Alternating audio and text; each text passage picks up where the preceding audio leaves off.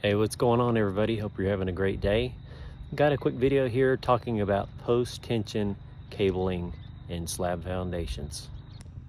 Okay, so as you can see, I'm at a new construction home today once again.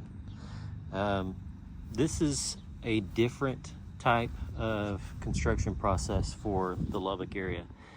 Very, very rarely do you see this in Lubbock up to this point, though I have a feeling this is going to be a new trend. It's not a new trend elsewhere in the country, and definitely not in other areas of Texas, even in Midland, Odessa.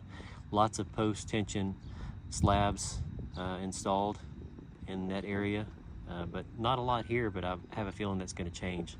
What's so special about these? For the average person, you probably could not care less, but let me explain some of the basics to you. So you can see these points here on the slab wall. See these spots, and that's where the post-tension cabling has been covered over with mortar or concrete or whatever. That's not really the point here. The difference between this type of slab and your traditional slab on grade, you've probably seen a slab pre-pour. In other words, they haven't poured the concrete, and you see all of that rebar, all of that rusted metal laid back and forth across where the concrete's going to be poured. That's called rebar or reinforcement. This is a different type of reinforcement. So this is using a tensioned cable every so often, every few feet, as you can see here, and they tighten that cabling after the concrete has been poured. Usually 7 to 10 days after that concrete's poured, they'll come back and they'll tighten that cabling. Really interesting process, which you can research. Feel free if you want to get more into detail. But instead of that rebar, which is just kind of stationary, that the way it's been done for decades, this is a different type of reinforcement. It tightens that cabling in order to put some additional tension on the slab itself. It's supposed to prevent cracking. In some cases that doesn't work out so well, but generally speaking, this is a good thing for the builder.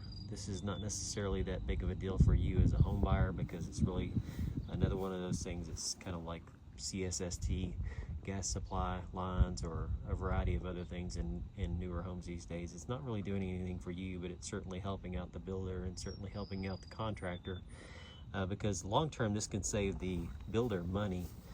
If they're building multiple homes, they don't have to necessarily build a footing, which is down below this soil here, that's quite so wide, quite so big, because they use this cabling instead of the traditional rebar reinforcement.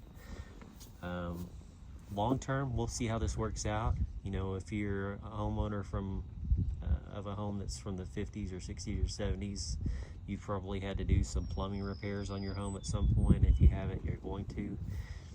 Just picture that drain line that's running down through here below this slab, and someday some plumber having to come through and cut into that slab in order to get to that drain line, 50 years from now, hopefully, or longer. How's that going to be possible? You've got a cable right there.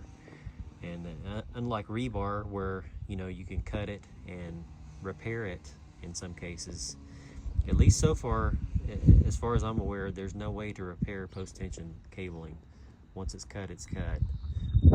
So there's some considerations long term for your home. If you're a first-time home buyer and you're buying this house, and you're not going to live here forever necessarily,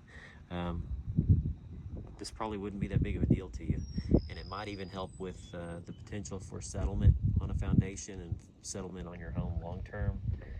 But there's, just like everything else that's new or newer, this is a consideration, something to think about, that if you're going to be here for the next 50 years or something, that might be a different story for you. So hope you learned something today. If you got any questions or comments, as always, post them down below. Make sure you like and subscribe. Thanks for your time.